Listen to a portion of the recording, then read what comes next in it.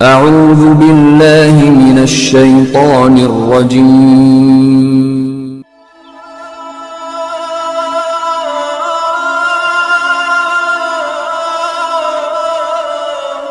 بسم الله الرحمن الرحيم. صاحب التاج والمعراج والبراق والعلم وعلى آلہ واصحابہ وبارک وسلم، اما بعد فاعوذ باللہ من الشیطان الرجیم، بسم اللہ الرحمن الرحیم. قال اللہ تبارک وتعالی فی القرآن المجید والفرقان الحمید،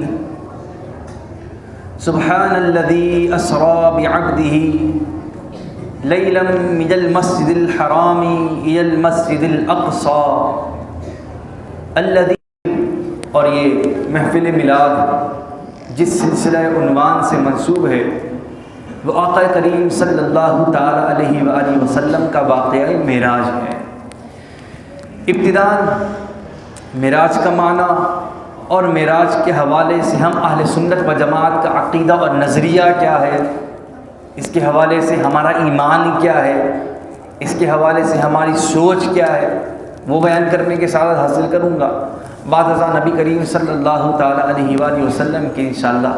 منزلت پر، آپ کے جو ہے وہ مرتبے پر، آپ کی علویت پر، آپ کی عظمت پر، آپ کی شان کو بلند کرنے والی باتوں کا انشاءاللہ العزیز تذکرہ کرنے کی سعادت حاصل ہوگی. یاد رکھیے گا، معراج کو علماء کرام نے 3 حصوں میں منقسم کیا ہے. معراج کو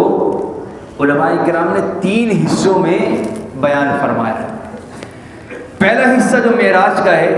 وہ تو خود قرآن پاک کے اندر مذکور ہے. معراج کا جو ابتدائی حصہ ہے، معراج کا جو پہلا حصہ ہے وہ خود قرآن پاک کے اندر موجود ہے. رب تبارک و تعالی ارشاد فرماتا ہے سبحان الذی اسری بعبدہ لیلا من المسجد الحرام الی المسجد الاقصی. پاک ہے وہ ذات جو اپنے بندے خاص کو راتوں رات سیر کے لیے لے کر گیا. کہاں سے؟ من المسجد الحرام. نبی تو عالم صلی اللہ تعالی علیہ وآلہ وسلم مسجد حرام کے ارد گرد موجود ہیں، آپ آرام فرما رہے ہیں. رب تبارک و تعالی رات کے اندر 27ویں شب ہے، پیر کی رات ہے. اللہ تبارک و تعالی محبوب کریم صلی اللہ تعالی علیہ وآلہ وسلم کو رات کے اندر مسجد حرام سے سیر کے لیے لے کر جاتا ہے. الی المسجد الاقصی لیلا، رات کے انتہائی تھوڑے سے حصے میں، رات کے انتہائی قلیل حصے میں، انتہائی تھوڑے سے حصے میں رب تبارک و تعالی اپنے پیارے محبوب کریم صلی اللہ تعالی علیہ وآلہ وسلم کو سیر کے لیے لے کر جاتا ہے، اپنے دیدار کروانے کے لیے لے کر جاتا ہے. کہاں سے؟ من المسجد الحرام الی المسجد الاقصی. مسجد الحرام شریف سے جو کہ سعودی عرب کے اندر واقع، الی المسجد الاقصی،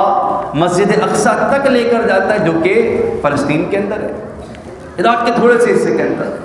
اگر مسجد حرام اور فلسطین کے درمیان مسافت کی بات کی جائے تو مسافت بہت کثیر ہے، لیکن رب تبارک و تعالی فرماتا ہے لیلا،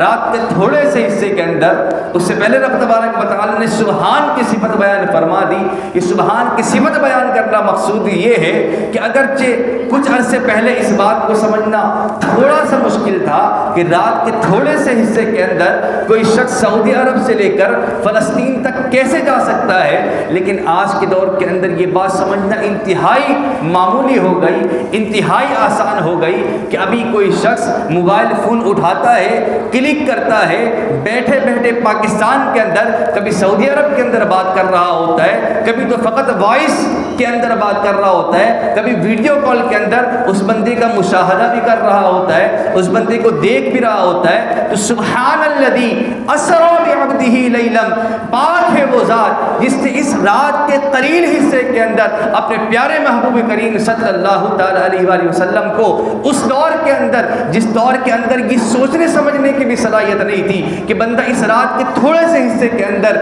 کیوں کر مسجد حرام سے مسجد اقصی تک جا سکتا ہے، جس وقت کے اندر سوچنے سمجھنے کی بھی صلاحیت موجود نہیں تھی، جس وقت کے اندر، جس زمانے کے اندر، جس دور کے اندر لوگ اس چیز کو جھوٹ سمجھتے تھے۔ سبحان الذی، پاک ہے وہ ذات جس کی علم بہت زیادہ ہے، جس کی قدرت بہت زیادہ ہے، جس کی شان بہت بلند ہے۔ واللہ علی کل شیء قدیر جس کی قدرت ہے، واللہ علیم بذات الصدور جس کی صلاحیت ہے، سینوں کے اندر چھپے ہوئے راز کو بھی جان لیتا ہے۔ اس رب کی شان یہ ہے کہ رات کے تھوڑے سے حصے کے اندر مسجد حرام سے مسجد اقصی تک اپنے محبوب کو سیر کرواتا ہے۔ رات کے تھوڑے سے حصے کے اندر رب تبارک و تعالیٰ اپنے محبوب کریم کو، اپنے محبوب کریم کو سیر کرواتا ہے۔ اب یہ سیر کا جو ذکر ہے، یہ معراج کا جو ذکر ہے، مسجد الحرام سے لے کر مسجد الاقصی تک یہ جو سیر ہے، یہ جو معراج کا حصہ ہے، علماء کرام ارشاد فرماتے ہیں اس معراج کو ماننا، اس معراج پر ایمان لانا اور اس کو اپنے نظریے کا حصہ بنانا، یہ لازمی امر ہے، یہ لازمی امر ہے۔ اگر کوئی شخص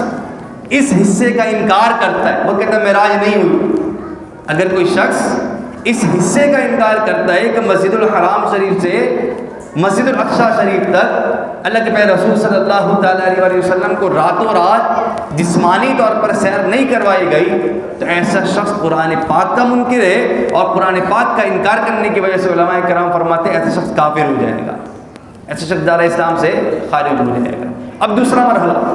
جو کہ احادیث متواترہ سے ثابت ہے، بہت ساری احادیث ہیں، کثیر احادیث اس پر دلالت کرتی ہیں، کثیر احادیث، صحیح حدیثوں میں جو چیز ثابت ہے وہ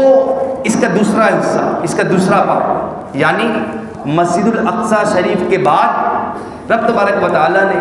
اپنے محبوب کریم صلی اللہ تعالیٰ علیہ وآلہ وسلم کو ساتوں آسمان تک اور پھر رب تبارک و تعالیٰ نے جہاں تک چاہا اپنے محبوب کریم کو سیر کروایا۔ اس حصے کو ماننا یہ اسلامی امور میں سے، اس حصے کو ماننا اسلامی امور میں سے ہے۔ اگر کوئی شخص اس حصے کا انکار کرتا ہے کہ مسجد الاقصی شریف کے بعد اللہ کے پیارے رسول صلی اللہ تعالیٰ علیہ وسلم کو آسمانوں کی سیر کروائی گئی، ساتوں آسمان اور اسے پھر آگے، اگر کوئی شخص اس حصے کا انکار کرتا ہے تو علماء فرماتے ہیں یہ حصہ اگرچہ قرآن پاک کے اندر صراحتاً تو مذکور نہیں، لیکن احادیث متواترہ، احادیث مشہورہ، احادیث کثیرہ کے اندر کیونکہ اس کا ثبوت موجود ہے، لہذا اگر کوئی شخص اس حصے کا انکار کرتا ہے علماء فرماتے ہیں ایسا شخص گمراہ ہے، ایسا شخص گمراہ ہے، ایسے شخص کا تعلق اہل سنت و جماعت میں سے نہیں ہے۔ اب تیسرا حصہ، آسمانوں سے بھی بلندی کے اوپر رب تبارک و تعالیٰ نے اپنے پیارے رسول صلی اللہ تعالیٰ علیہ وسلم کو بلایا اور بہت سارے قرب کے مناظر طے کروائے، رب تبارک و تعالیٰ نے اپنا دیدار کروایا، رب تبارک و تعالیٰ نے اپنی ہم کلامی سے رسول دو عالم صلی اللہ تعالیٰ علیہ وآلہ وسلم کو مشرف فرمایا۔ یہ احادیث احاد سے ثابت ہے، حدیث واحد، حدیث احد کسے کہتے ہیں؟ چند صحابہ کرام نے جس پر تواتر کی حد تک صحابہ کرام جمع نہ ہوئے، تواتر کی حد تک اس پر صحابہ کرام جمع نہ ہوئے، اس حدیث کو، اس خبر کو خبر واحد کہتے ہیں۔ تو علماء فرماتے ہیں ساتوں آسمان سے اوپر جنتوں کی سیر کروانا اور رب تبارک و تعالیٰ اپنے مقام قرب کے اندر بلانا، رب تبارک و تعالیٰ کا اپنا دیدار کروانا، اپنا جو ہے وہ شرف کلام کرنا اور کلام سے مشرف فرمانا، علماء فرماتے ہیں یہ خبر واحد سے ثابت ہے، اس کو ماننا بھی لازمی ہے۔ جو شخص اس کا انکار کرتا ہے علماء فرماتے ہیں ایسا شخص خاطی ہے، ایسا شخص خطا پر ہے۔ لہٰذا تین چیزیں بتائی گئی، مسجد الحرام سے لے کر مسجد الاقصی تک اس حصے کو ماننا اسلامی امور میں سے، جو شخص انکار کرتا ہے کافر ہو جائے گا۔ مسجد الاقصی شریف کے بعد ساتوں آسمان تک کی سیر خبر متواتر، خبر مشہور سے ثابت ہے، جو شخص اس کا انکار کرتا ہے وہ شخص گمراہ ہے، وہ شخص بددین ہے، جیسے اس کے بعد رب تبارک و تعالیٰ سے آسمانوں سے بھی اوپر قاب قوسین والا جو درجہ بیان کیا گیا ہے، سدرۃ المنتہا والا اور لامکان والا جو درجہ بیان کیا گیا، اگر کوئی شخص اس کا انکار کرتا ہے وہ شخص گمراہ ہے، اس شخص کا بھی تعلق اہل سنت و جماعت میں سے نہیں ہے۔ لہٰذا بتانے کا مقصد یہ ہے کہ ہمیں اپنا عقیدہ معلوم ہونا چاہیے، اصل ہمارا نظریہ ہے کیا، ہمیں اپنے نظریے پر بھی کم از کم گرفت ہونی چاہیے۔ واقعہ معراج ہم سنتے ہوں گے، کئی دفعہ ہم نے سنا ہوگا، لیکن اس کے حوالے سے ہمارا عقیدہ اور نظریہ کیا ہے، اس کو بھی اپنے ذہنوں کے اندر رکھنا، اس کو بھی اپنے دل کے اندر سما کر رکھنا، یہ لازمی امور میں سے۔ رب تبارک و تعالیٰ نے اپنے پیارے رسول صلی اللہ تعالیٰ علیہ وآلہ وسلم کو معراج کی رات کے اندر بلایا، سیر کروائی، رب تبارک و تعالیٰ نے اپنے مقام قرب سے نوازا، رب تبارک و تعالیٰ نے اپنا جو ہے وہ دیدار کروایا، اپنا جو ہے اپنے ہم کلام ہونے سے مشرف فرمایا۔ اس کے پیچھے حکمتیں کیا ہیں؟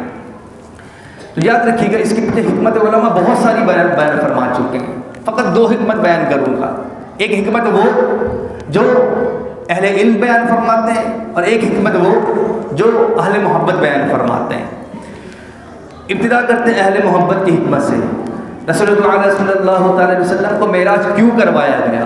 اپنے دیدار سے کیوں نوازا گیا؟ علماء کرام فرماتے ہیں اصل وجہ یہ ہے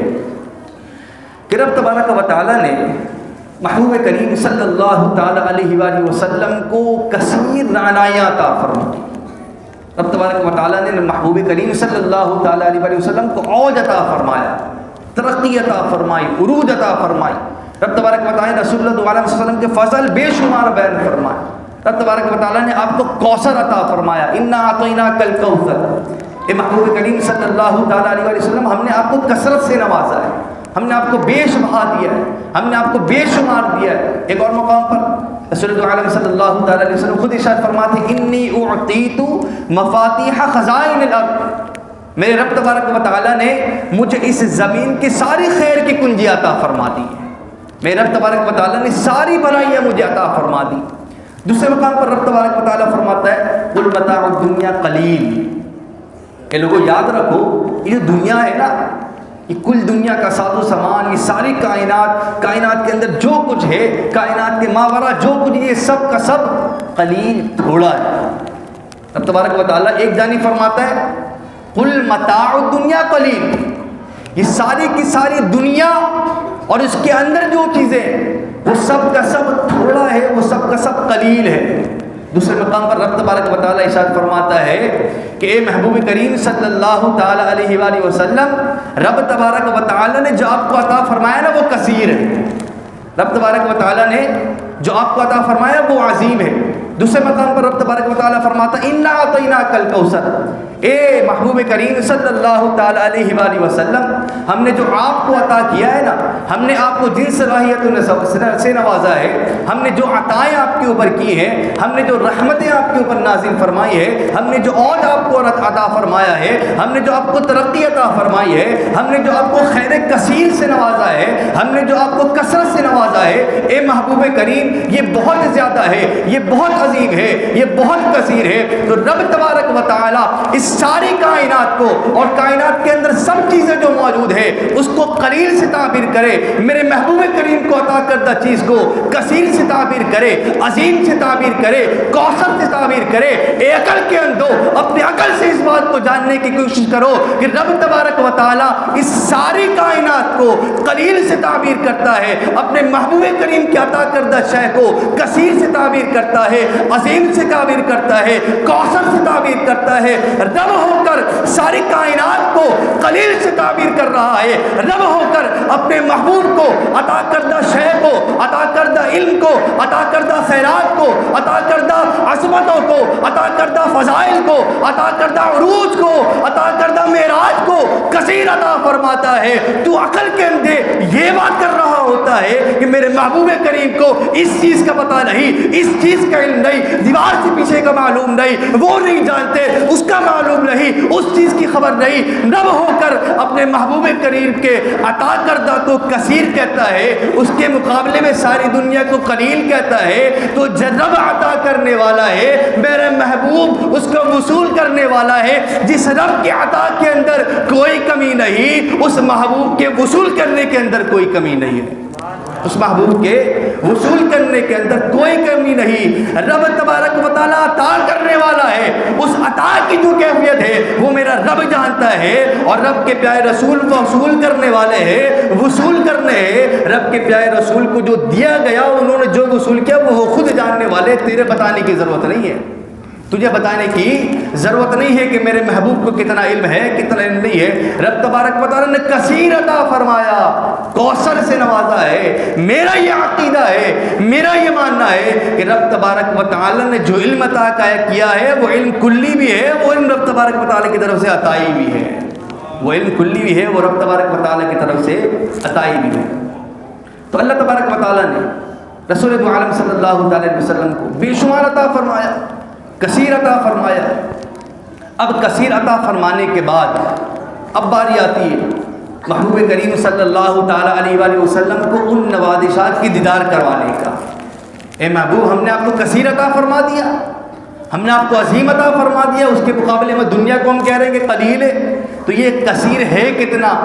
یہ عظیم ہے کتنا. اے محبوب آئیے ہم آج آپ کو اس ساری کائنات کی بھی سیر کروا دیتے ہیں, دنیا اور اس کے ماورا کی بھی سیر کروا دیتے ہیں, تاکہ آپ اپنی حکومت کو جان لیں, تاکہ آپ اپنی حکومت کو پہچان لیں کہ رب تبارک و تعالیٰ نے آپ کو کتنی سلطنت عطا فرمائی, رب تبارک و تعالیٰ نے آپ کو کتنی قدرت سے نوازا ہے. تو اس قدرت کے اظہار کے لیے رب تبارک و تعالیٰ نے اپنے محبوب کو معراج کے رات کے اندر اپنے پاس بلایا. اہل علم بیان فرماتے ہیں کہ اصل میں بات یہ ہے کہ اللہ کے پیارے رسول صلی اللہ تعالیٰ علیہ وآلہ وسلم کچھ غمزدہ تھے. اللہ کے پیارے رسول صلی اللہ تعالیٰ علیہ وسلم کی زندگیوں کے اندر کچھ ایسی چیزیں ہو گئی جس کی وجہ سے اللہ تبارک و تعالیٰ کے پیارے رسول صلی اللہ تعالیٰ علیہ وسلم غمزدہ ہو گئے. ایسی چیزیں کیا ہوا یہ کہ اللہ کے پیارے رسول صلی اللہ علیہ وسلم دعوت و تبلیغ دے رہے ہیں, مسلمانوں کو اور کفار کو سب کو اپنے قریب کرنے کی کوشش کر رہے ہیں. طائف جاتے ہیں, وہاں پر حال یہ ہوتا ہے آپ صلی اللہ علیہ وسلم کو لہو لہان کر دیا جاتا ہے. اسی سال کے اندر کفار نے بڑا ہی ظلم کیا, بڑا ہی ستم کیا. اسی سال کے اندر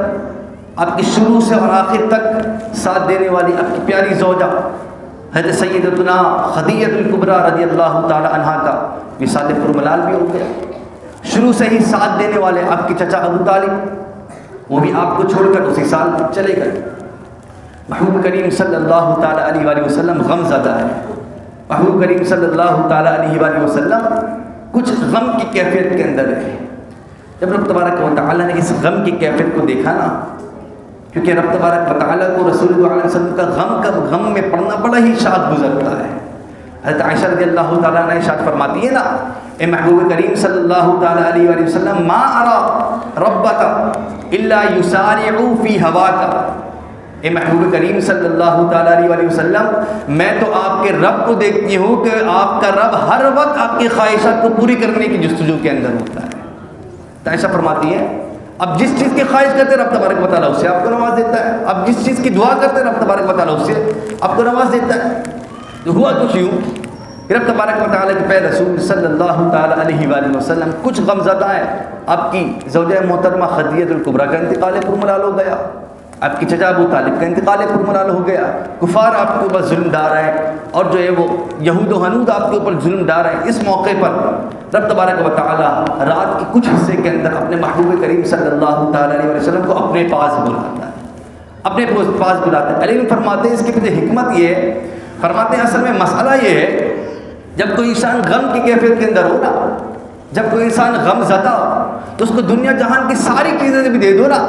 اس کا غم دور نہیں ہوتا. اس کا غم دور کیسے ہوگا؟ علماء فرماتے ہیں کہ لقاء الخلیل شفاء العلیم. فرماتے ہیں اصل میں مسئلہ یہ ہے جب کوئی شخص غم زدہ ہو,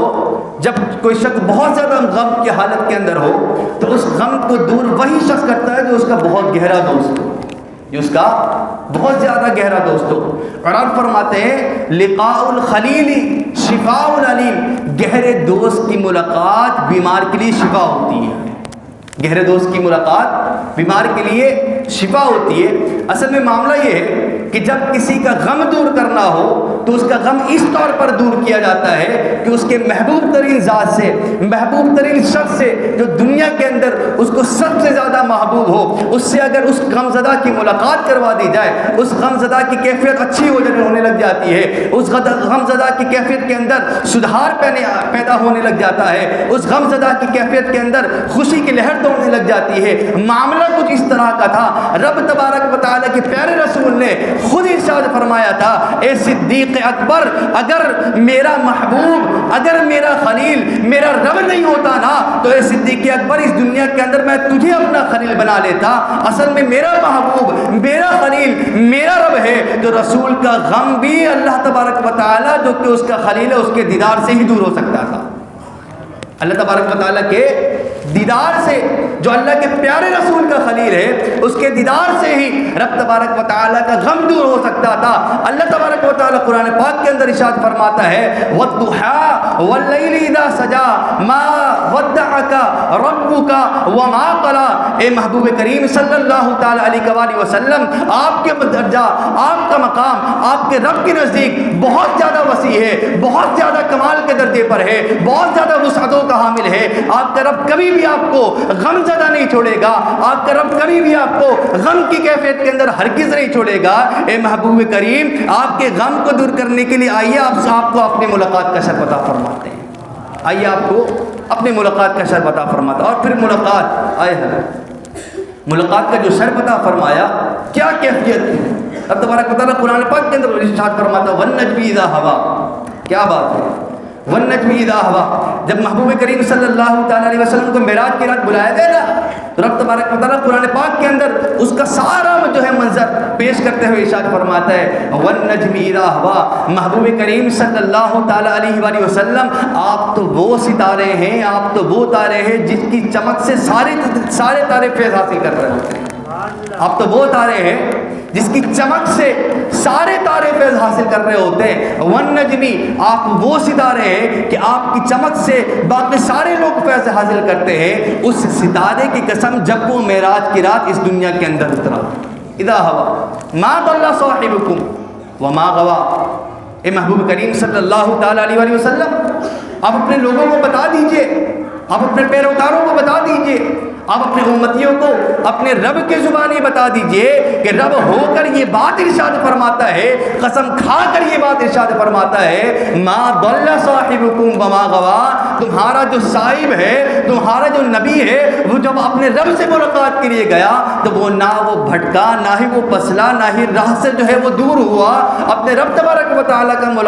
ملاقات اس طور پر اس نے کی کہ ما زاغ البصر وما طغى۔ جب رب تبارک و تعالیٰ سے ملاقات وہ کر رہا تھا نا، جب رب تبارک و تعالیٰ کے دیدار سے اپنے پیاس کو وہ بجھا رہا تھا نا، جب رب تبارک و تعالیٰ کے دیدار سے اپنے پیاس کو بجھانے لگا نا، ما زاغ البصر وما طغى، وہ اتنا ٹکٹکی باندھ کر دیکھ رہا تھا، وہ اس طور پر دیکھ رہا تھا، وہ اس خوش اسلوبی کے اندر دیکھ رہا تھا، وہ اتنا جو ہے وہ اچھے انداز کے اندر دیکھ رہا تھا کہ اس کی آنکھیں ہرگز بٹکی نہیں، اس کی آنکھیں ہرگز پسلی نہیں۔ وما طغى، لیکن اس نے اس طور پر بھی نہیں دیکھا کہ کسی طور پہ اس کے اندر جو ہے گمراہی کا جو ہے وہ تقاضا ہوتا ہو، اس طور پر بھی اس کے اندر جو ہے کچھ نہ کچھ بے ادبی کا جو ہے تقاضا سامنے آتا ہو۔ اس کے محبوب نے اس طور پر دیکھا کان قاب قوسین او ادنی، کہ اتنا قریب ہوا جس طریقے سے تیر اپنی کمان کے قریب ہوتا ہے، جب تیر کو چلایا جائے تو کمان سے بالکل مل جاتا ہے۔ جب محبوب کریم رب تبارک و تعالیٰ کی بارگاہ کے اندر حاضر ہوئے، اتنے قریب ہو کر ملاقات کی کہ جس طریقے سے تیر کمان کے ساتھ ملا ہوا ہوتا ہے، محبوب کریم نے بھی اس طریقے سے ملاقات کی ہے۔ محبوب کریم نے اس طریقے سے ملاقات کی، اس طریقے سے دیدار کیا۔ ما زاغ البصر وما طغى، آپ کی آنکھیں ہرگز نہیں جھپکی، آپ کی آنکھیں ہرگز بے راہ روی کا شکار نہیں ہوئی، آپ کی آنکھیں ہرگز راہ اعتدال سے خروج نہیں کیا۔ رب تبارک و تعالیٰ فرماتا ہے کان قاب قوسین او ادنی، اتنے قریب تھے جس طریقے سے ایک تیر اپنے کمان سے جو ہے وہ قریب ہوتا ہے۔ اس طور پر رب تبارک و تعالیٰ کا دیدار فرمایا۔ اور جب دیدار کیا تو کلام کیا ہوا؟ جب دیدار کیا تو اس موقع پر کیا کلام ہوا؟ کلام محبوب جانے یا محب جانے، دیدار کروانے والا جانے یا دیدار کرنے والا جانے، کچھ باتیں اللہ کے پیارے رسول صلی اللہ تعالیٰ علیہ وآلہ وسلم نے احادیث کے اندر ارشاد فرمائی کہ جب میں اپنے رب کی بارگاہ کے اندر گیا نا تو سب سے پہلے میں نے رب تبارک و تعالیٰ کی بارگاہ کے اندر عرض گزار ہوا التحیات للہ والصلوات والطیبات، اے باری تعالیٰ میری جتنی بھی میں نے اپنی زندگی کے اندر حمد کیے نا، چاہے وہ زبانی حمد کیے ہیں، چاہے وہ اعضاء کے ذریعے سے حمد کیے ہیں، چاہے میں نمازیں پڑھ کر حمد کیے ہیں، اپنی زبان کے ذریعے سے حمد کیے ہیں، التحیات للہ، جتنے بھی تحیتیں کی ہیں، اتنے بھی میں نے حمد و توصیف بیان کی، للہ اے اللہ تبارک و تعالیٰ تیرے لیے، والصلوات والطیبات، جتنے بھی صلات ہیں، جتنی بھی پاکیزہ دعائیں ہیں، اے باری تعالیٰ وہ ساری کی ساری تیرے لیے۔ اب تبارک و تعالیٰ کے سامنے اس کا پیارا محبوب اس کی حمد و توصیف بیان فرماتا ہے، التحیات للہ والصلوات والطیبات، السلام علیک ایھا النبی۔ جب محبوب کریم صلی اللہ تعالیٰ علیہ وسلم نے اس انداز کے اندر حمد و توصیف بیان کی نا، علماء فرماتے ہیں کہ اللہ تبارک و تعالیٰ کی پیارے رسول نے اپنی زندگی ساری کی ساری رب تبارک و تعالیٰ کی حمد و توصیف کے اندر گزاری ہے، لیکن معراج کے اندر رب تبارک و تعالیٰ کے پیارے رسول نے جس انداز کے اندر رب تبارک و تعالیٰ کے حمد و توصیف بیان کیے نا، کبھی بھی اس انداز کے اندر حمد و توصیف بیان نہیں کی، بہت زیادہ حمد و توصیف بیان کی۔ جب اللہ کے پیارے رسول نے حمد و توصیف بیان کی نا، سامنے سے خطاب آتا ہے، سامنے سے رب تبارک و تعالیٰ کلام کرتا ہے، السلام علیک ایھا النبی، اے میرے محبوب رب تبارک و تعالیٰ کی سلامتی بھی آپ کے اوپر نازل ہو، السلام علیک ایھا النبی ورحمۃ اللہ وبرکاتہ۔ اس کے بعد میرے محبوب کریم صلی اللہ تعالیٰ علیہ وآلہ وسلم اپنے امتیوں کا کتنا غم تھا، اپنے امتیوں کو اس موقع پر بھی نہیں چھوڑا، اپنے امتیوں کو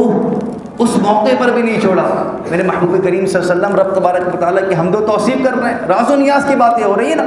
محبوب و محب جمع ہے، غیر کی باتیں کرنے کی کیا ضرورت ہے، لیکن اس موقع پر بھی اللہ کے پیارے رسول صلی اللہ تعالیٰ علیہ وسلم اپنی امتیوں کو نہیں بھولتے، بلکہ اللہ کی بارگاہ کے اندر جانے کے بعد بھی عرض گزار ہوتے ہیں، السلام علینا وعلی عباد اللہ الصالحین، اے باری تعالیٰ میں تجھ سے دعا کرتا ہوں کہ ہمارے اوپر بھی رحمت نازل فرما، اور تیرے جو نیک بندے ہیں، تیرے جو عباد ہیں، میری امتی ہیں، اے باری تعالیٰ ان پر بھی رحمت نازل فرما۔ اللہ کے پیارے رسول صلی اللہ تعالیٰ علیہ وآلہ وسلم نے حمد و توصیف بیان کی، اللہ کے پیارے رسول صلی اللہ تعالیٰ علیہ وآلہ وسلم سے ہم کلام ہوئے، دیدار کروایا گیا، اللہ کے پیارے رسول صلی اللہ علیہ وسلم نے دیدار سے اپنی پیاس کو بجھایا، ہم کلام ہوئے، گفتگو ہوئی، واقعے کے اندر بہت سارے واقعات ہوئے۔ اللہ تبارک و تعالیٰ نے آپ کو جو ہے وہ ساتوں آسمان کی سیر کروائی، اس کے بعد کس کس مقام تک اللہ تبارک و تعالیٰ کے پیارے رسول کو اللہ تبارک و تعالیٰ نے کہاں کہاں تک لے کر گئے، اس کا علم کسی کو نہیں، لامکان کی سیر کروائی، جدھر نہ جہاں ہے نہ کہاں ہے نہ وہاں ہے نہ ادھر ہے نہ ادھر ہے، مکان سے بھی اوپر، مکان کی کوئی بات ہی نہیں، لامکان میں اللہ تبارک و تعالیٰ نے محبوب کریم کو بلایا، طلب فرمایا، اپنا دیدار فرمایا۔ راستے کے اندر جب ابراہیم علیہ الصلوۃ والتسلیم سے جب ملاقات ہوئی نا اللہ کے پیارے رسول صلی اللہ علیہ وسلم، یاد رکھیے گا واقعہ معراج کے اندر جس طریقے سے رسول دو عالم صلی اللہ علیہ وسلم کی بہت سارے مراتب بیان فرمائے گئے نا، بہت سارے فضائل بیان کیے گئے، واقعہ معراج کو اگر کوئی شخص محبت کی نگاہ سے پڑھ لینا، اگر فقط واقعہ معراج کو کوئی شخص محبت کی نگاہ سے پڑھ لینا، تو اس واقعہ معراج کے پڑھنے کے بدل اس کے سارے عقائد درست ہو جائیں گے۔ اس واقعہ معراج کے اندر اتنے سارے عقائد پوشیدہ ہیں، اتنی ساری باتیں پوشیدہ ہیں۔ راستے کے اندر ابراہیم علیہ الصلوۃ والتسلیم سے ملاقات ہوتی ہے، جب ملاقات ہوتی ہے ابراہیم علیہ الصلوۃ والتسلیم رسول عالم صلی اللہ تعالیٰ علیہ وسلم سے مصافحہ کرتے ہیں، ان سے ہم کلام ہوتے ہیں۔ ہم اس کلام ہونے کے بعد امت محمدیہ کی بات ہو رہی ہے، امت محمدیہ کی کیا شان ہے، آج اپنے آپ کو ہم کمتر محسوس کرتے ہیں، آج ہم اپنے آپ کو شاید دلالت کے اندر، گمراہی کے اندر، پستی کے اندر اپنے آپ کو محسوس کرتے ہیں، لیکن تمہاری شان بہت بلند ہے۔ جس کی شان رب تبارک و تعالیٰ بلند کر دے، جس کی شان اس کے پیارے رسول بلند فرما دے، اس کی شان کو کوئی گھٹا نہیں سکتا، اس کی شان کو کوئی کم نہیں کر سکتا۔ ابراہیم علیہ الصلوۃ والتسلیم سے ملاقات ہوتی ہے، ابراہیم علیہ الصلوۃ والتسلیم نے کیا ارشاد فرمایا تھا اس موقع پر؟ فرمایا انا اقری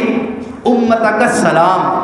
اے محبوب کریم صلی اللہ تعالیٰ علیہ وآلہ وسلم جب آپ رب تبارک و تعالیٰ سے ملاقات کر کے اپنی امتیوں کے پاس جائیں نا، جب آپ اپنی امتیوں کے پاس جائیں تو اپنی امتیوں کے پاس جانے کے بعد مجھ نبی ابراہیم علیہ الصلوۃ والتسلیم کا سلام عرض کر دیجیے گا۔ ابراہیم علیہ الصلوۃ والتسلیم خود نبی، اتنی پاکیزہ صلاح، خود نبی اور سلام کس کے توسط سے بھیج رہے ہیں؟ افضل الرسول صلی اللہ تعالی علیہ وسلم، نبیوں میں جو سب سے افضل ہے ان کے توسط سے سلام، کس سلام کی کیا بات ہوگی؟ ابراہیم علیہ السلام سلام بھیجتے ہیں رسول دو علیہ وسلم کی زبانی، فرماتے ہیں کہ آپ اپنے امتیوں کو سلام پیش کر دیجئے گا، اور سلام پیش کرنے کے بعد ان کو بتا دیجئے گا کہ رب تبارک و تعالیٰ نے آپ کی امتیوں کے لیے جنت کو تیار کیا ہوا ہے، جنت کو تیار کیا ہوا ہے۔ اس کی نعمتوں کے بارے میں فرمایا وہ جنت ایسی جنت ہے، فرمایا کہ جس سے زمین کے اندر کوئی میل نہیں ہے، فرمایا اس جنت کے اندر جو پانی ہے نا وہ پاکیزہ پانی ہے، وہ طاہر پانی ہے، اس کے اندر بھی کوئی گندگی کوئی میل نہیں ہے۔ اس کے بعد ابراہیم علیہ السلام نے ایک وظیفہ بیان فرمایا، وہ وظیفہ کیا تھا؟ ابراہیم علیہ السلام نے فرمایا تھا وَأَنَّ غَرَاسَهَا، اور اس کی جو کاشت ہے نا، اس کی جو کاشت ہے، یعنی جو چاہتا ہے کہ جنت کے اندر جائے، جنت کو حاصل کر لے، ابراہیم علیہ السلام نے جو وظیفہ ارشاد فرمایا تھا وہ فرمایا تھا اپنی امتیوں کو پیغام دے دیجئے گا کہ اپنے امتیوں کو کہہ دیجئے گا کہ وہ رب تبارک و تعالیٰ کی حمد بھی بیان کیا کرے، رب تبارک و تعالیٰ کی توصیف بھی بیان کیا کرے، وَقُلْ سُبْحَانَ اللَّهِ وَالْحَمْدُ لِلَّهِ وَلَا إِلَٰهَ إِلَّا اللَّهُ وَاللَّهُ أَكْبَرُ، اور اپنے امتیوں کو کہہ دیجئے گا اپنے رب تبارک و تعالیٰ کی حمد بھی بیان کیا کرے، اس کی توصیف بھی بیان کیا کرے اس انداز کے اندر کہ یہ کہہ دیا کرے سبحان اللہ والحمد للہ ولا الہ الا اللہ واللہ اکبر۔ لہذا یہ وظیفہ ابراہیم علیہ السلام کو عطا کیا گیا۔ نبی کریم صلی اللہ تعالیٰ علیہ وآلہ وسلم جب اپنے رب کا دیدار کرنے کے لیے جا رہے تھے تو مسجد اقصیٰ کے اندر کیا ہوا؟ اگر ایک ایک حوالے سے بات کی جائے نا تو وقت بہت زیادہ لگ جائے گا، چند چیزہ مقامات کو آپ کے سامنے ذکر کر رہا ہوں۔ جب نبی کریم صلی اللہ تعالیٰ علیہ وآلہ وسلم واقع معراج جب ہوا جس رات کے اندر، تو جب آپ مسجد اقصیٰ تشریف لے کر آئے، مسجد اقصیٰ شریف فلسطین کے اندر جو واقع ہے جو کہ آج دشمنوں کے نرغے کے اندر ہے، تو نبی عالم صلی اللہ تعالیٰ علیہ وسلم جب تشریف لے کر آئے تو وہاں پر نبی کریم صلی اللہ تعالیٰ علیہ وسلم کو حکم دیا گیا،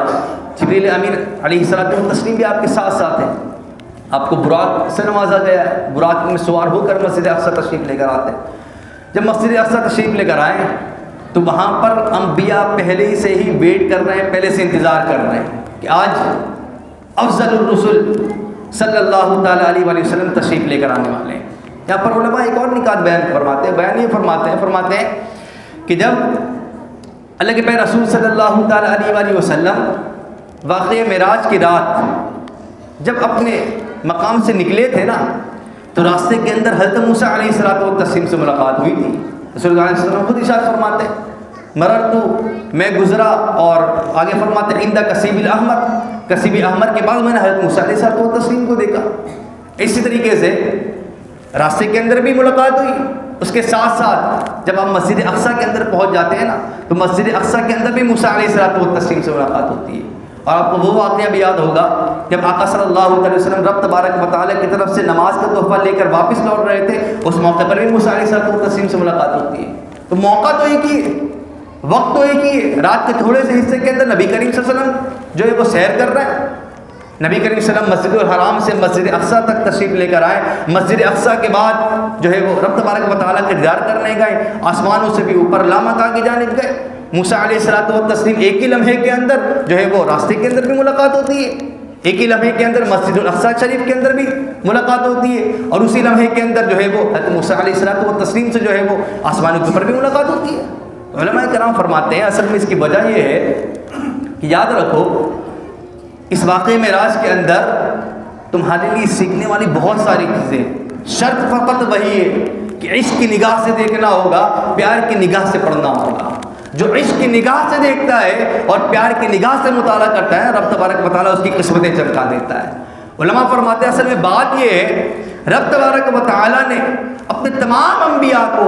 اپنے تمام رسولان عظام کو یہ صلاحیت عطا فرمائی ہے کہ وہ ایک وقت کے اندر بہت سارے مقامات کے اندر حاضر و ناظر ہو سکتے ہیں۔ تو ایک وقت کے اندر بہت سارے مقامات کے اندر حاضر و ناظر ہو سکتے ہیں۔ واقعہ معراج کے اندر رسول عالم صلی اللہ تعالیٰ علیہ وسلم نے حضرت موسیٰ علیہ الصلوۃ والتسلیم سے رات کے اسی حصے کے اندر راستے کے اندر بھی ملاقات کی اور مسجد اقصی شریف کے اندر بھی ملاقات کی۔ ساتوں آسمان کے اوپر جب رب تبارک و تعالیٰ سے نماز کا تحفہ لے کر واپسی آ رہے تھے، اس موقع پر بھی حضرت موسیٰ علیہ الصلوۃ والتسلیم سے ملاقات ہوئی۔ تو موسیٰ علیہ الصلوۃ والتسلیم تین تو نہیں ہے، وہ تو ایک ہی نبی ہے۔ بار بار ملاقات کیوں ہو رہی ہے؟ الگ الگ مقامات پر ملاقات کیوں ہو رہی؟ علماء فرماتے ہیں رب تبارک و تعالیٰ اپنے تمام انبیاء کو یہ شان عطا فرماتا ہے کہ وہ رب کی عطا سے حاضر بھی ہے، ناظر بھی ہے۔ امتی یہاں سے پکارتا ہے یا رسول اللہ کی صدائیں بلند کرتا ہے، وہ نبی اس کی مدد کے لیے پہنچ جاتا ہے۔ تو جس موسیٰ کو رب تبارک و تعالیٰ یہ مقام عطا فرما رہا ہے، ایک وقت میں ایک لمحے کے اندر ایک ہی گھڑی کے اندر مختلف مقامات کے اندر نبی تو عالم صلی اللہ تعالیٰ علیہ وسلم سے ملاقات کر رہے ہیں، تو اس کے بارے میں تمہارا کیا خیال ہوگا؟ جو کہ افضل الرسل ہے، تمام رسولوں سے افضل ہے، تمام نبیوں سے افضل ہے، اس کے بارے میں تجھے یہ کہتے ہوئے کہ میرا نبی حاضر و ناظر نہیں ہے، تجھے شرم نہیں آتی؟ تیری زبان کے اندر لکنت نہیں آ جاتی یہ بات کہنے کے اندر کہ میرا نبی حاضر و ناظر نہیں ہے؟ تمام انبیاء کے بارے میں علماء فرماتے ہیں رب کی عطا سے حاضر بھی ہے، ناظر بھی ہے۔ جب کوئی امتی پکارتا ہے نبی اس کی مدد کے لیے فوراً آ جاتا ہے۔ تو جب موسیٰ علیہ الصلوۃ والتسلیم کو رب تبارک و تعالیٰ نے یہ شان عطا فرمائی تو میرے محمد عربی کا عالم کیا ہوگا؟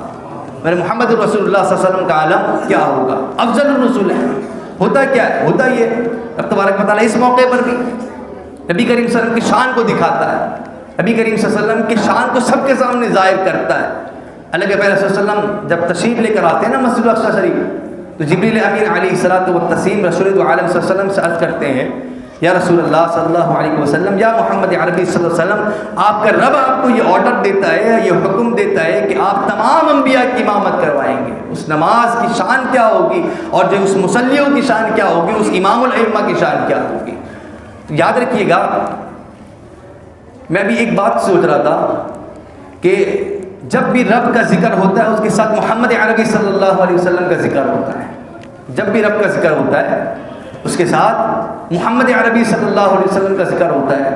آج ہم جمع تو ہوئے ہیں محمد عربی صلی اللہ تعالیٰ علیہ وسلم کا ذکر کرنے کے لیے، لیکن میری زبان پر بار بار ایسے واقعات مجھے یاد آ رہے ہیں جس کے اندر ابو بکر صدیق رضی اللہ تعالیٰ عنہ کا ذکر خیر موجود ہے۔ ابو بکر صدیق رضی اللہ تعالیٰ، تو نبی کریم صلی اللہ علیہ وسلم نے حضرت ابو بکر صدیق اور حضرت محمد رسول اللہ صلی اللہ علیہ وسلم کی محبت کو اندر بہت سارے چار چاند لگائے۔ ایک موقع وہ تھا کہ جب نبی کریم صلی اللہ تعالیٰ علیہ وسلم جب جایا کرتے تھے نا، کسی موقع پر کہیں جانا ہوتا تو اپنے پیچھے حضرت صدیق اکبر رضی اللہ تعالیٰ عنہ کو کھڑے کر کے جایا کرتے تھے کہ وہ مصلی امامت پر کھڑے ہو جائیں گے اور لوگوں کی امامت کروائیں گے۔ یاد رکھیے گا دین اسلام کے اندر یہ چیز موجود ہے کہ امامت کے اندر اس کو کھڑا کروایا جائے گا جو ان لوگوں کے اندر سب سے زیادہ متقی پرہیزگار ہو، جو ان لوگوں کے اندر سب سے زیادہ تقویٰ و طہارت کے اعتبار سے اعلیٰ مقام پر ہو، جو ان لوگوں کے اعتبار سے سب سے زیادہ علم کے اوپر فائز ہو۔ تو اللہ کے پیارے رسول صلی اللہ تعالیٰ علیہ وسلم نے اپنی زندگی کے اندر صدیق اکبر رضی اللہ تعالیٰ کو اپنے مصلی پر کھڑا کیا۔ یہی تو وجہ تھی کہ اب نبی تو علیہ وسلم وصال کر گئے نا، صحابہ کرام رضوان اللہ تعالیٰ اجمعین نے بیٹھک بیٹھائی کہ اب آپ کا جانشین کس کو مقرر کیا جائے۔ علماء نے یہی تو اس وقت صحابہ کرام نے یہی دلیل دی تھی، صحابہ کرام نے یہی دلیل دی تھی کہ نبی تو عالم صلی اللہ تعالیٰ علیہ وسلم نے اپنی زندگی کے اندر امامت کا مستحق وہ تھا جو سب سے زیادہ تقویٰ طہارت اور فائز ہو، جو سب سے زیادہ فضیلت اور با کمال جو ہے وہ شخص ہو۔ نبی تو عالم صلی اللہ علیہ وسلم نے اپنے مصلی پر جس شخص کو کھڑا کیا تھا وہ صدیق اکبر ہے۔ اس کا مطلب یہ ہو کہ آپ سب سے زیادہ تقویٰ و طہارت پر فائز ہیں، آپ سب سے زیادہ با کمال شخص، لہٰذا آپ ہی کو سلیکٹ کیا جائے اور آپ ہی کو جانشین مقرر کیا جائے۔ لہٰذا نبی کریم صلی اللہ تعالیٰ علیہ وسلم کے بعد حضرت صدیق اکبر رضی اللہ تعالیٰ عنہ کو خلافت کی ذمہ داریوں سے نوازا گیا۔ آج مسجد اقصی شریف کے اندر اللہ تبارک و تعالیٰ تمام انبیاء کے اندر جس ذات گرامی کو امامت کے منصب پر فائز کر رہا ہے وہ محمد عربی صلی اللہ تعالیٰ علیہ وسلم ہے، اور رسول عالم صلی اللہ تعالیٰ علیہ وسلم۔ اصل میں وجہ یہ ہے کہ قرآن پاک کے اندر فرما دیا گیا اے تمام انبیاء، اے تمام رسولان عظام، جب یہ ذات گرامی یہ محمد عربی صلی اللہ تعالیٰ علیہ وسلم آپ کے درمیان آئیں گے، آپ کے درمیان یہ تشریف لے کر آئیں گے، تو آپ تمام کی یہ ذمہ داری بنتی ہے کہ آپ تمام کی تمام ان کی مدد بھی کریں گے، ان کی نصرت بھی کریں گے، اور ان کو جو ہے وہ آگے بھی بڑھائیں گے۔ یہ مدد یہ جو ہے وہ وعدہ لے لیا گیا تھا، آج اس وعدے کی تکمیل تھی، آج اس وعدے کی رعنائی تھی، آج اس وعدے کا اظہار تھا۔ خود نبی کریم صلی اللہ تعالیٰ علیہ وآلہ وسلم نے ارشاد فرمایا تھا، لو کان موسیٰ حیا، اگر میرے دور کے اندر موسیٰ علیہ الصلوۃ والتسلیم بھی زندہ ہوتے نا تو ما وسعہ، ان کے جو ہے وہ کوئی رخصت موجود نہیں تھی، ان کے لیے کوئی اجازت نہیں تھی کہ وہ میرے علاوہ کسی اور دین کی پیروی کرتے۔ مجھ محمد عربی صلی اللہ تعالیٰ علیہ وآلہ وسلم کو بھیج کر رب تبارک و تعالیٰ نے تمام ادیان پر، تمام انبیاء پر، تمام رسولان عظام کے آنے پر رب تبارک و تعالیٰ نے مہر لگا دی کہ اب محمد عربی صلی اللہ علیہ وآلہ وسلم کے آنے کے بعد کوئی نبی نہیں آ سکتا، اب ان کے بعد کوئی نبی نہیں آ سکتا۔ جب محمد عربی صلی اللہ تعالیٰ علیہ وآلہ وسلم کو امامت کے لیے کھڑا کیا گیا ہوگا نا تو میرے دوستوں، میرے عزیزوں، اے محمد عربی صلی اللہ تعالیٰ علیہ وآلہ وسلم کی امتیوں، نبی کریم صلی اللہ تعالیٰ علیہ وسلم کی شان کا اظہار کس انداز کے اندر ہوا ہوگا کہ پیچھے نماز پڑھنے والے جتنے بھی مقتدی ہیں وہ دنیا کے اندر جو سب سے افضل لوگ ہوتے ہیں، میری مراد انبیاء ہیں، ان کے مقتدی انبیاء ہیں، اور ان انبیاء کی امامت کرنے والا میرا محمد صلی اللہ تعالیٰ علیہ وآلہ وسلم ہے، میرا محمد صلی اللہ تعالیٰ علیہ وسلم ہے۔ تو رسول دو عالم صلی اللہ علیہ وسلم کی شان کو رب تبارک و تعالیٰ نے اس رات کے اندر اتنا مقام عطا فرمایا، اتنی بلندی عطا فرمائی، اتنا اس کا اظہار کیا کہ آج ان کے غلام اگر اس کا ذکر کرتے رہے، اس کو بتاتے رہے، اس کے گن گاتے رہے تو شاید سارے زندگی تو ختم ہو سکتی ہے، نبی کریم صلی اللہ تعالیٰ علیہ وآلہ وسلم کا ذکر خیر کبھی ختم نہیں ہو سکتا۔ کیسے ختم ہو؟ اس کے رب نے یہ بتا دیا، وَرَفَعْنَا لَكَ ذِكْرَكَ، اے محبوب کریم صلی اللہ تعالیٰ علیہ وآلہ وسلم، ہم نے تو قیامت تک کے لیے آپ کے ذکر کو بلند کر دیا ہے، آپ کے ذکر کے اندر قیامت تک، قیامت کے بعد بھی کبھی بھی اس کے اندر کوئی کمی نہیں آ سکتی، کیونکہ اس کو بڑھانے والا، اس کا ذکر کرنے والا، اس کو رفعت ادا کرنے والا وہ رب تبارک و تعالیٰ ہے۔ اس طریقے سے رب تبارک و تعالیٰ کو کبھی کوئی نیند نہیں آ سکتی، کبھی اونگ نہیں آ سکتی، اس پر کبھی موت طاری نہیں ہو سکتی۔ اسی طریقے سے محمد عربی کے ذکر کے اندر، ان کے بلندی کے اندر کبھی کمی نہیں آ سکتی، اس کے ذکر کے اندر کبھی بھی کمی نہیں آ سکتی۔ رب تبارک و تعالیٰ نے بڑی عروج عطا فرمائی، بڑی ترقی عطا فرمائی۔ اس کے بعد محمد عربی صلی اللہ تعالیٰ علیہ وآلہ وسلم رب تبارک و تعالیٰ کا دیدار کرتے ہیں۔ رب تبارک و تعالیٰ کا جب دیدار کر لیتے ہیں اس سے پہلے جو ہے وہ جنت کی بھی سیر کروائی جاتی ہے، اور جو ہے وہ جہنم بھی دکھایا جاتا ہے۔ اللہ کے پیارے رسول صلی اللہ تعالیٰ علیہ وآلہ وسلم جو ہے وہ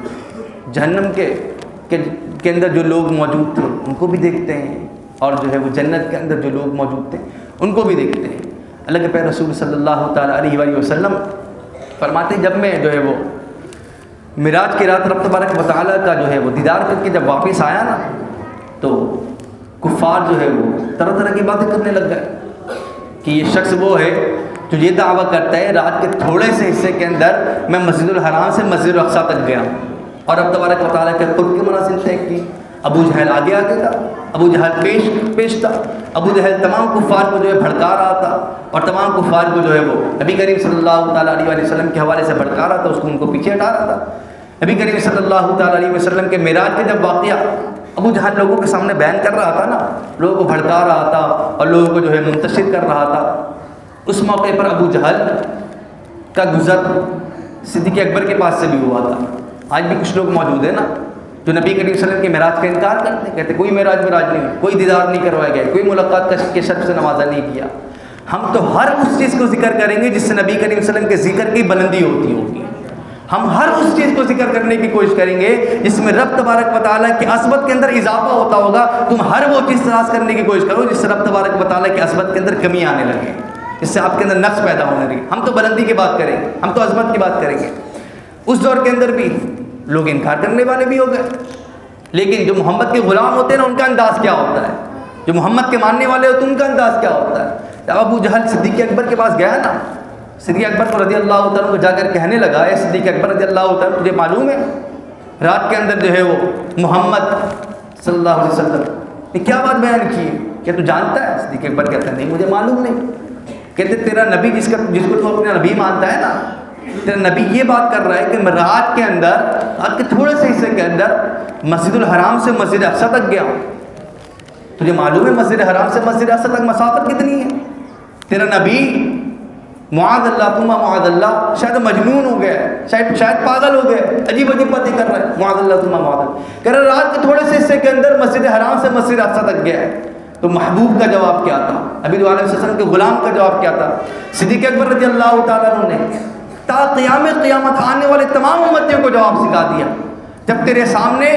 میرے محبوب کریم صلی اللہ تعالیٰ علیہ وسلم کا کوئی نقص بیان کرے نا، ان کی شان کے اندر جب تو کوئی کمی بیان کرے اس وقت تیرا جواب کیا ہونا چاہیے؟ صدیق اکبر رضی اللہ تعالیٰ عنہ نے اس موقع پر جواب دیا تھا، اے ابو جہل تو میرے محبوب کے حوالے سے یہ بات کرتا ہے کہ میرا محبوب یہ کہہ رہا ہے رات کے تھوڑے سے حصے کے اندر مسجد حرام سے مسجد اقصی تک گیا ہے، تو اس بات کو بیان کرتا ہے میں نے تو آپ کی وہ باتیں بھی مان لی ہیں جن کو میں نے کبھی نہیں دیکھا، اس سے بڑی بڑی باتیں مان چکا ہوں. میرے محبوب نے آ کر مجھے بتایا کہ رب ایک ہے، میں نے اس بات کو بھی مان لیا. میرے محبوب نے آ کر مجھے بتایا کہ قیامت بھی برپا ہوگی، میں نے اس بات کو بھی مان لیا. میرے محبوب نے آ کر مجھے یہ بات بتائی کہ میں محمد صلی اللہ تعالیٰ علیہ وسلم اللہ کی طرف سے بھیجا گیا نبی ہوں. میں نے دیکھا نہیں تھا، میں نے دلیل نہیں مانگی تھی، میں نے کوئی سوال نہیں کیا تھا، میں نے اس بات کو مان لیا تھا. جب اس سے بڑی بڑی باتیں میں مان چکا ہوں تو یہ تو بہت ہی چھوٹی سی بات ہے،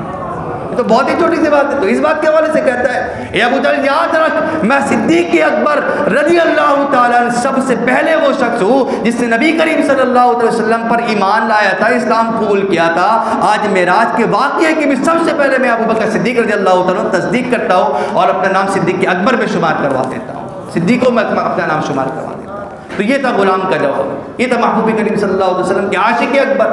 صدیق اکبر رضی اللہ تعالیٰ عنہ کا جواب کہ میں تو اس سے بھی بڑی بڑی بات مان چکا ہوں، یہ تو بہت ہی چھوٹی سی بات ہے جس کے بارے میں تو کہہ رہا ہے. اگر میرے نبی نے یہ فرمایا تو یقیناً وہ بات حق ہے، وہ بات سچ ہے. اس بات کے اندر کہیں سے بھی جھوٹ کا شائبہ نہیں، اس بات کے اندر کہیں سے بھی کذب کا احتمال ہرگز نہیں ہے. میرے محبوب نبی کریم صلی اللہ علیہ وسلم کو رب نے بڑی شان عطا فرمائی، بڑی صلاحیتوں نے سے نوازا، بڑے فضائل بڑے مناقب عطا فرمائے. رب تبارک و تعالیٰ نے جنتوں کا بھی سیر کروایا. رب تبارک و تعالیٰ نے جو جہنمی تھے ان کے احوال پر بھی اللہ کے پیارے رسول صلی اللہ تعالیٰ علیہ وآلہ وسلم کو مطلع کیا.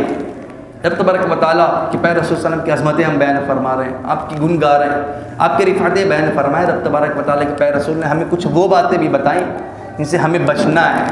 جن سے ہمیں بچنا ہے. جب اللہ کے پیارے رسول صلی اللہ تعالیٰ علیہ وآلہ وسلم بعد میں تشریف لے کر آئے نا معراج کے بعد، تو پھر لوگوں نے سوالات کے بچھاڑ کر دیے. اچھا تم یہ کہہ رہے ہو کہ آپ رات کے تھوڑے سے حصے کے اندر مسجد حرام سے مسجد اقصی تک گئے تھے؟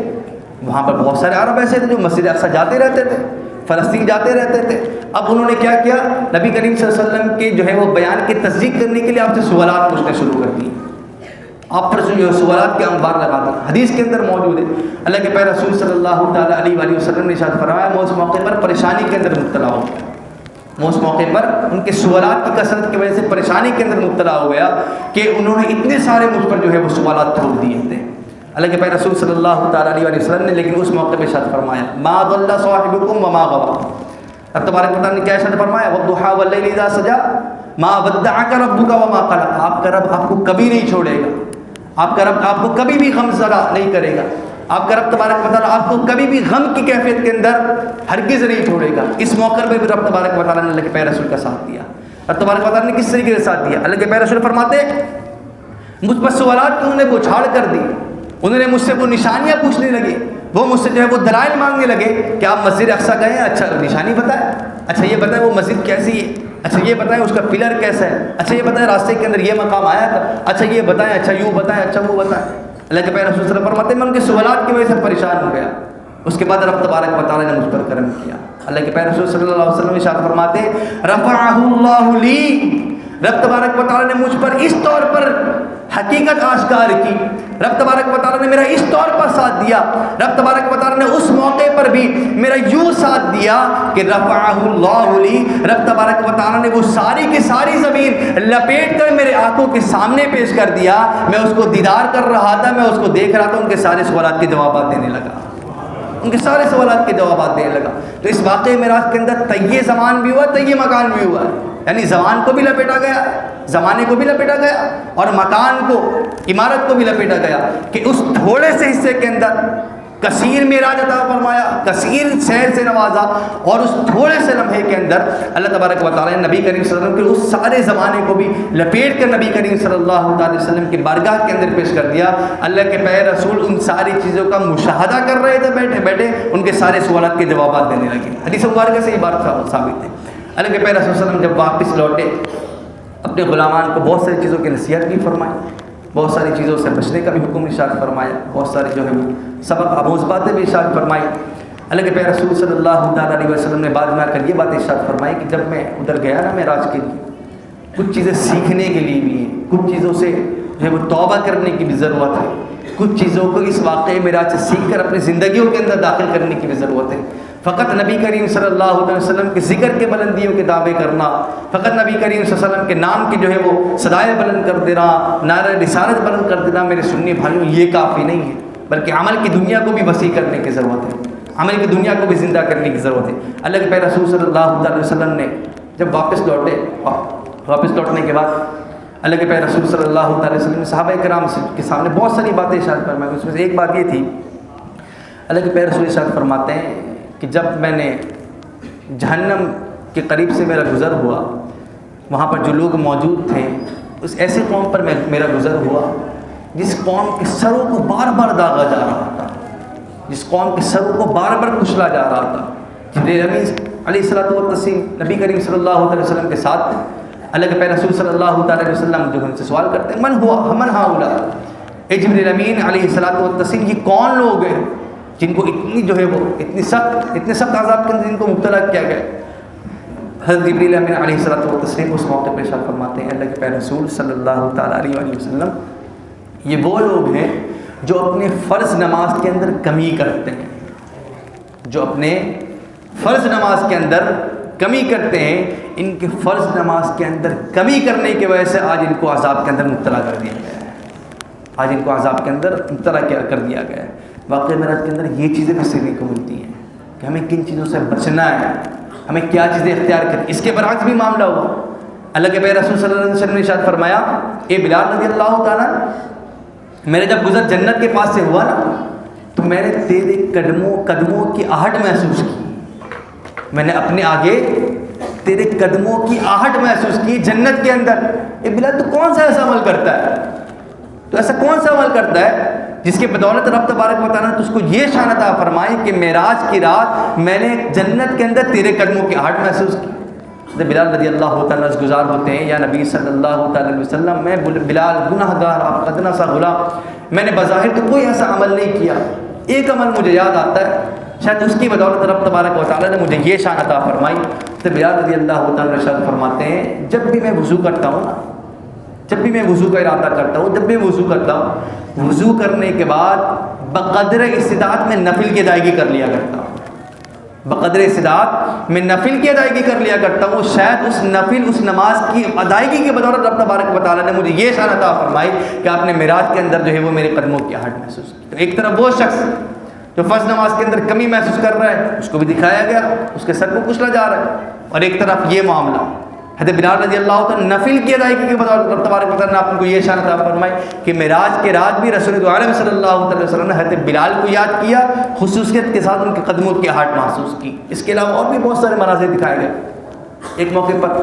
اللہ کے پیارے رسول صلی اللہ علیہ وسلم ایک ایسی قوم سے اللہ کے پیارے رسول کا گزر ہوا، اس قوم کو جب دیکھا نا تو ان کی حالت یہ تھی کہ ان کے کپڑے ان کے جسموں کے اندر موجود نہیں تھے، اور ان کے پیٹ کے اندر جو ہے نا سانپ بچھوؤں کا اڑس دیا گیا تھا، اس کے پیٹ کے اندر سانپ بچھو کو اڑس دیا گیا، اس کے پیٹ کے اندر جو سانپ بچھو وہ نظر آ رہے ہیں۔ اللہ کے پیارے رسول فرماتے ہیں، جبریل امین علیہ الصلوۃ والتسلیم یہ کون لوگ ہیں جن کے پیٹ کے اندر سانپ بچھو کو جو ہے وہ ڈال دیا گیا، سانپ بچھو ان کو ڈس رہے ہیں، ان کو کاٹ رہے ہیں، اور جو ہے وہ ان کو یہ سزا دی جا رہی ہے۔ من ہؤلاء یا جبرائیل، اے جبریل امین علیہ الصلوۃ والتسلیم یہ کون لوگ ہیں؟ اس موقع پر جبریل امین علیہ الصلوۃ والتسلیم نے اللہ کے حکم سے یہ بات ارشاد فرمائی، اے پیارے نبی کریم صلی اللہ تعالیٰ علیہ وسلم، یہ وہ لوگ ہیں نا، یہ وہ لوگ ہیں جو سود کو اپنی غذا کے اندر شامل کرتے ہیں، جو سود کو اپنی غذا کے اندر شامل کرتے ہیں۔ رب تبارک و تعالیٰ نے معراج کی رات بھی ایسے لوگوں کو جو ہے وہ عذاب کے اندر مبتلا پایا، جو سود کو اپنا جو ہے وہ پہننا اور چھوڑا اور جو ہے وہ اڑونا بنا لیتے ہیں۔ آج بھی ایسے لوگ موجود ہیں سود کے اندر اپنی زندگی کو گزار رہے ہیں، معاذ اللہ ثم معاذ اللہ۔ سود کے حوالے سے اللہ کے پیارے رسول نے کیا ارشاد فرمایا؟ اپنی ماں کے ساتھ زنا کرنے کے برابر۔ جو سود کھاتا ہے، اللہ تبارک و تعالیٰ نے ارشاد فرمایا گویا کہ وہ رب تبارک و تعالیٰ سے جہاد کر رہا، رب تبارک و تعالیٰ سے جو ہے وہ جنگ کر رہا۔ تو سود سے آج کی رات ہمیں توبہ کرنی۔ اگر کبھی غلطی کی وجہ سے کبھی کہیں بھی سود کے اندر مبتلا ہو گئے، اے باری تعالیٰ ہم تجھ سے جو ہے معافی مانگتے توبہ کرتے ہیں کہ آج کے بعد کبھی بھی اس طرح کے معاملات کے اندر شامل نہیں۔ اس کے علاوہ بھی وہ بہت سارے معاملات دکھائے گئے۔ ایک موقع پر بعض لوگوں کو نبی کریم صلی اللہ علیہ وسلم نے دیکھا کہ ان کی جو انگلیاں ہیں نا اور ان کے جو ناخن ہیں، ان کے ناخنوں کو جو ہے وہ لوہے کا بنا دیا گیا ہے، ناخنوں کو لوہے کا بنا دیا گیا۔ اس لوہے سے وہ اپنے جسم کو نوچ رہے، اس لوہے سے وہ اپنے جسم کو نوچ رہے۔ اللہ کے پیارے رسول صلی اللہ علیہ وسلم نے ارشاد فرمایا اے جبرائیل یہ کون لوگ ہیں؟ اس موقع پر جبریل امین صلی اللہ علیہ وسلم ارشاد فرمایا اللہ کے پیارے نبی صلی اللہ تعالیٰ علیہ وسلم یہ وہ لوگ ہیں جو اپنے بھائی کی غیبت کرتے ہیں یا ان کی عزتوں کے در پہ ہوتے ہیں، جو اپنے بھائی کی غیبت کر رہے ہوتے ہیں۔ رب تبارک و تعالیٰ قیامت کے دن ان کو جو ہے وہ ایسے عذاب کے اندر مبتلا کر دے گا کہ ان کے ناخنوں کو لوہے کا بنا دے گا، اس سے وہ اپنے ہی جسم کو نوچ رہے ہوں گے، اپنے ہی جسم کو جو ہے وہ خروش کر رہے ہوں گے، خارج کر رہے ہوں گے، اپنے جسم کو جو ہے وہ عذاب کے اندر مبتلا کر رہے ہوں گے۔ تو یہ غیبت کی نحوست، یہ غیبت کی تباہ کاری۔ ایک اور موقع پر اللہ کے پیارے رسول صلی اللہ علیہ وسلم نے ایک ایسے قوم کو دیکھا کہ جو ہے وہ آج ہم پر بھی امانتیں ہوتی ہیں، شاید ہم بھی ان امانتوں کو صحیح طور پر شاید اس کی ادائیگی نہ کرتے ہوں، شاید جو ہے امانتوں کا صلہ صحیح طور پر ادا نہ کرتے ہوں۔ اللہ کے پیارے رسول صلی اللہ تعالیٰ علیہ وآلہ وسلم نے ایک موقع پر ایک قوم کو دیکھا کہ رب تبارک و تعالیٰ نے ان کو بہت بھاری گٹھری دے دی ہے، بہت بھاری گٹھری، اور رب تبارک و تعالیٰ نے ان کو سزا یہ دی ہوئی کہ جہنم کے اندر آگ کے اندر جلتے رہیں گے جب تک وہ اس گٹھری کو اپنے کندھے کے اوپر اٹھا نہیں لیتے نا، جب تک نہیں اٹھا لیتے، جب تک رب تبارک و تعالیٰ ان کو عذاب کے اندر مبتلا کر کے رکھے گا، جہنم کی آگ کے اندر جلتے رہیں گے۔ اس گٹھری کو اٹھا رہے بار بار، اٹھا نہیں سکتے، جیسے گٹھری کو اٹھاتے ہیں گٹھری نیچے گر جاتی، جیسے گٹھری کو اٹھاتے ہیں گٹھری نیچے گر جاتی۔ اللہ کے پیارے رسول صلی اللہ علیہ وسلم نے سوال کیا اے جبریل امین علیہ الصلوۃ والتسلیم یہ کون لوگ ہیں جن کو رب تبارک و تعالیٰ نے اس طرح کے عذاب کے اندر مبتلا کیا؟ اس موقع پر جبریل امین علیہ الصلوۃ والتسلیم نے ارشاد فرمایا اے نبی کریم صلی اللہ تعالیٰ علیہ وآلہ وسلم یہ وہ لوگ ہیں جو دنیا کے اندر نا لوگوں کی امانتیں لے لیا کرتے تھے، دنیا کے اندر لوگوں کے مال لے لیا کرتے تھے، بہت سارے کام کر نہیں پاتے تھے۔ معراج کے رات تب تبارک و تعالیٰ نے اس کے بعد جو ہے وہ اپنی امتیوں کی اصلاح کی، بہت ساری چیزیں بتانے کی کوشش کی، بہت ساری چیزیں واقعی معراج کا مطالعہ کریں، اس واقعی معراج کو پڑھیں، اس سے جو قیمتی موتیاں ہمیں مل سکتی ہیں اس قیمتی موتیوں کو جو ہے وہ اکٹھے کرنے کی کوشش کریں، اپنے عقائد کی بھی اصلاح کریں، اپنے جو ہے وہ اعمال کی بھی اصلاح کریں۔